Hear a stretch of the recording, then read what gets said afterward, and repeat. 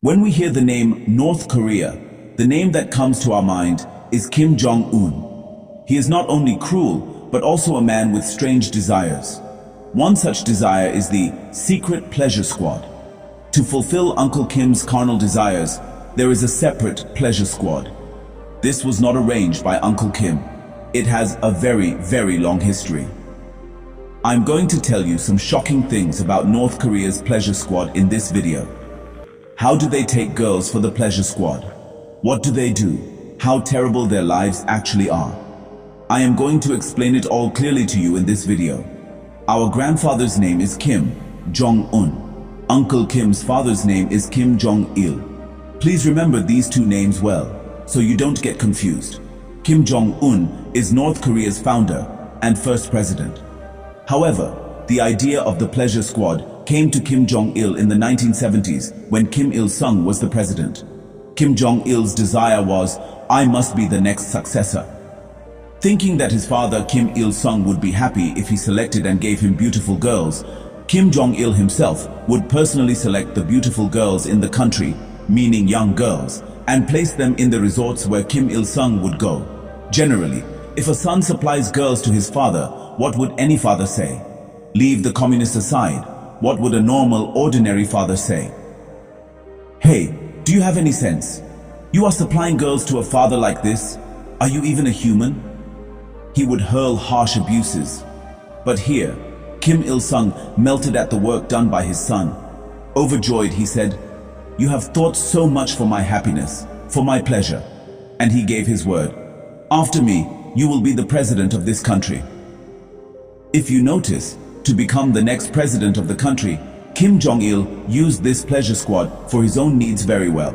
In 1983, the Joy Squad was officially established for Kim Jong-il.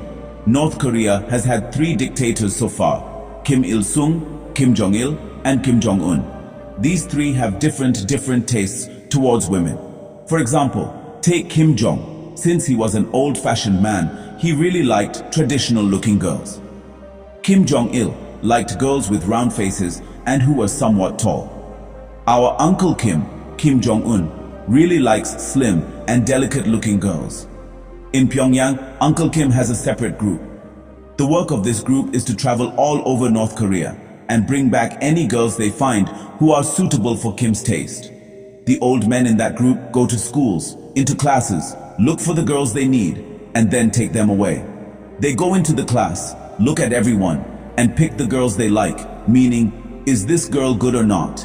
Did we like this girl or not? And take them away. Once all the girls they need are found, the first thing they do is check the girl's family status. In case the girl is from any political background, they simply send the girl back home.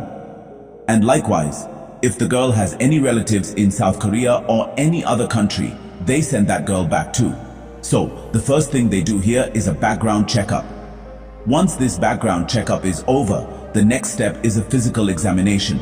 They only select girls between the ages of 14 and 15. After selecting them, they send them for a medical examination. They check if they are virgins or not. In case they are virgins, they pass. If they are not virgins, they are sent back home. And one last and final step is another medical examination, meaning they check their bodies. There should be no kind of marks on their bodies. Not even a single mark should be there. If there are any marks, they are sent back home. They only finally select girls who are neat without any marks. This whole process is very complicated and very difficult. Out of many people, they select only a few. After selecting them like this, they are sent to Pyongyang. After going there, they are put in a room and brainwashed. Look, they brainwash them to believe they are going to do some great sacred work. After all this is over, they are sent to different divisions. How are these different divisions? First comes the massage division. In this division, they train the girls on how to do massage. They give them full training on how to give Kim a good massage. And another thing is, they don't make one girl massage the entire body. They assign one part to one girl. For example, they teach one girl only up to hand massage. That girl's job is only to do hand massage. They give full training on how to do that massage. To some, the leg, to others the shoulder, to others the waist, like this. they give each girl a different part and clearly train them on how to massage it. And the second division is singing and dancing. The girls in this division must sing songs and dance to please Uncle Kim. So they give them full training for that. And the last division, the most important division, is the sexual activities division. Here, they give the girls special training on how to please Uncle Kim. They give them all the training related to how to make Kim happy. Kim really likes girls with a Western look.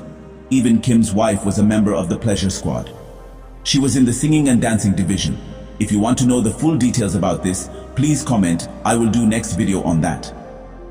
And another thing is, a doubt that might come to anyone with a little humanity is, when they take these girls like this, what are their parents doing? Won't they rebel? But the reality is so horrific that they think if they get food to eat by going somewhere else, that's enough. They even consider it a convenience.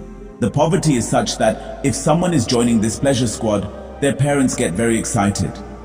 How? Just like how excited we get in that range when a sister, younger sister, or daughter from our house goes to work in a big company. They get excited in that same range. The reason is simple. They get daily food. And also, they get to see that Kim, that pig-headed guy, up close. They get to see Uncle Kim up close. For you to understand better, if anyone from our house joins the army, how proud we feel. In the same way, if anyone from their house joins the pleasure squad, they also feel just as proud. Look at how terrible the poverty is. Once this girl goes to Pyongyang, all communications are cut. There will be no communication with their family. Because of the fear that they might leak some information, they ensure there is no communication. Once the girls reach 23 to 24 years of age, they are sent out from the pleasure squad. Meaning, when that age comes, they are not eligible to stay in the pleasure squad. Before coming out from the pleasure squad, they have to sign some documents. For example, I will not leak any information, things like that. And another thing is, after they come out, they are married to the security guards there. For example, like the police constables we have. They show the girls the photos of these security guards. Looking at those photos, the girl can select the guard she likes. They marry her to the person selected by the girl. That security guard must marry her without saying a single word about how many men that girl has slept with. If he speaks a word, he won't be alive to speak a second word. In these days when we give priority to human rights, if such things still exist, it is very shocking. Another mind-blowing matter is, if you hear this, your head will spin. What is it? They believe that if Kim and his father are with young girls, they will attain immortality. Meaning, they believe that if they have sex with small girls, they will gain immortality. Oh Kim with such a big head, I wish he had at least a little bit of a brain. Oh Kim, no matter how much talent the people have, they have to live by chanting useless spells. If they protest, death is the only outcome. That's all for today. Please subscribe to my channel.